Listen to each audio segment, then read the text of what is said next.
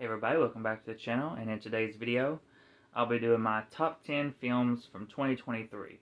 The list's a little later than I like doing them, but I had to get a few more in for the year before I finalized my list. So this will be the top 10, and then I'll do the bottom 10.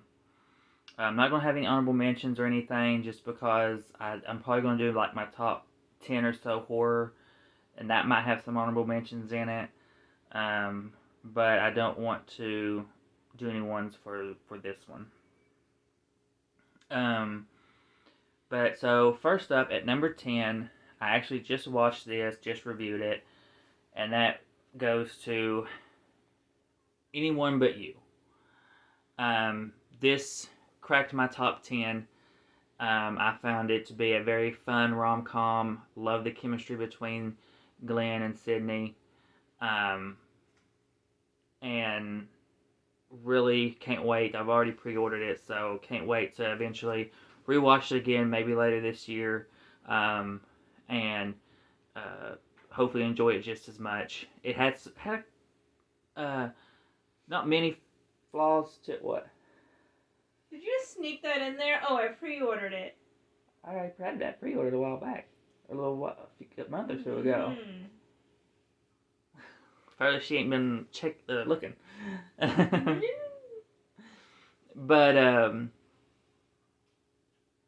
what was I gonna say?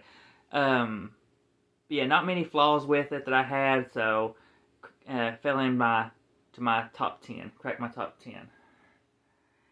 Next, at number 9, is another rom-com, but this one's more of a raunchy rom-com, and that is No Hard Feelings, starring Jennifer Lawrence.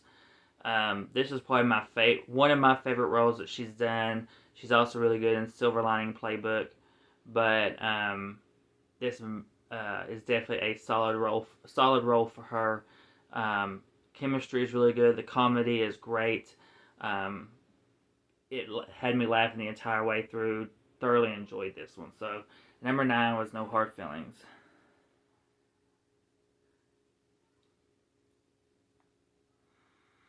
Next, one that surprisingly cracked my top 10. I did not expect it to, but it did.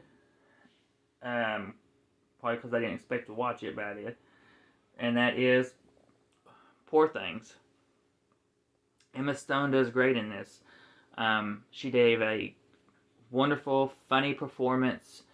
It had me laughing the entire way through. It has some flaws. I've talked about them in my review, which I will eventually upload, but still a very solid watch that managed to crack my top 10. Now, I'm saying like 10, 9, 8, but really, with my top 10s and stuff, it really can be interchangeable for the most part where they would land, depending on the day and my mood and all that. So, next is one that cracked my top 10 last minute as well, and did not expect it to. This was probably the one that I least expected to have it crack my top 10, but it had an ending that I loved. It had great acting and everything. I gave a review for it that I will upload eventually, and that goes Saltburn. Did not expect to love this as much as I did, but I think it was a really good psychological thriller that I can definitely see myself watching again if they ever announce the Blu-ray for it.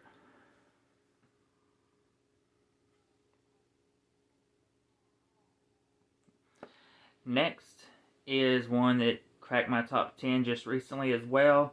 I think the rest have been in my top 10. But this one was one that I was on the fence with watching, but I went ahead and done it. I've done my review for it, which I will upload at some point as well. And that is The Iron Claw. This is a great little film here for a very tragic family that had suffered a lot. And like I said, I've done my review. I'm not going to give too much details. You can watch my review for it, but just a very solid film that made a lot of people cry, or some people cry. Didn't cry, but you know, it is what it is. Still enjoyed it quite a bit, as you can tell. Next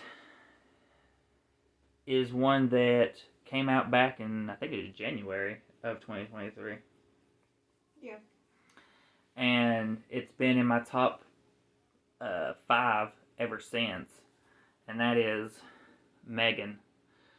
Just a very fun, ridiculous, it doesn't take itself seriously film about a killer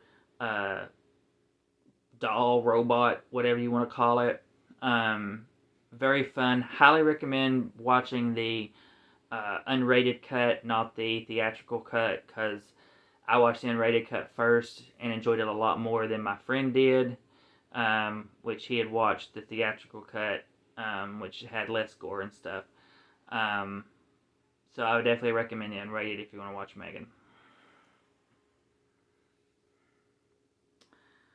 Next is one that a franchise that's dear to mine and my wife's heart. Unfortunately, this franchise has come crashing down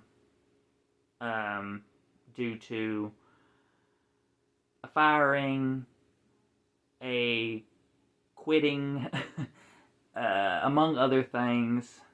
We'll see where it goes from here. I'm very not happy with how this franchise has been handled. I think Wes would be rolling in his grave with how poorly this franchise has been handled as of recent.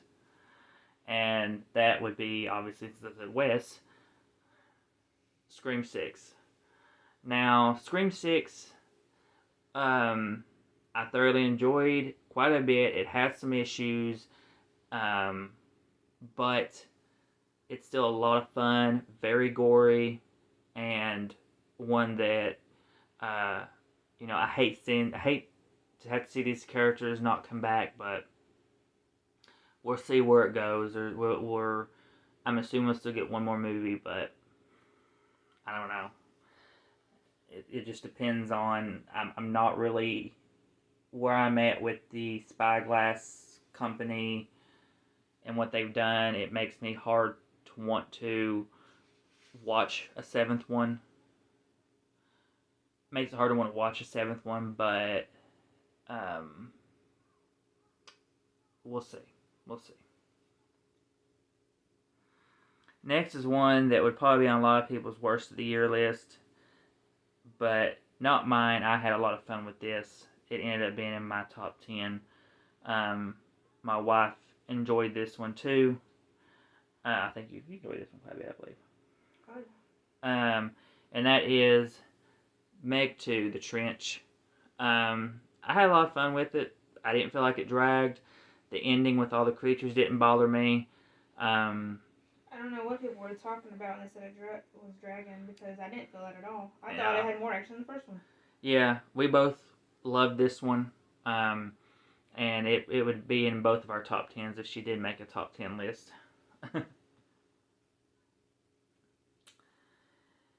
Next, which would be technically my runner-up for Best of the Year. This is one that didn't get a lot of love either, but I loved it. My wife hated it. I think it's supposed to get a Blu-ray release, thankfully, so I can't wait to be able to get that, because I can watch this every year at Christmas time. And that is It's a Wonderful Life. My favorite Christmas film is It's a Wonderful Life, so I could easily do a double feature with this and that one every year. This is just such a great film for me. Thoroughly enjoyed it. It is my runner-up for Best of the Year, but yeah, I know it won't be in a lot of people's. I'm in the vast minority for this one. So, and lastly, my number one, if you will, favorite film of the year. A film a franchise that I love, hold very dear to my heart, next to Scream, and obviously some others, and that is Evil Dead Rise. This was such a great chapter in the Evil Dead franchise. They went in the correct direction with this. The gore, the story, the cinematography, everything was on point. I love this movie to death, and it is my number one favorite film of the year. So that is everything. That is my top 10 for 2023. We'll do my bottom 10 next, and we'll see what 2024 brings. I've got a list already of films that I look to watch, so we'll see what ends up being in my top 10 by the end of the year. But that is everything, so please come like and subscribe, hit the bell, be notified for videos, and we'll see you on the next one.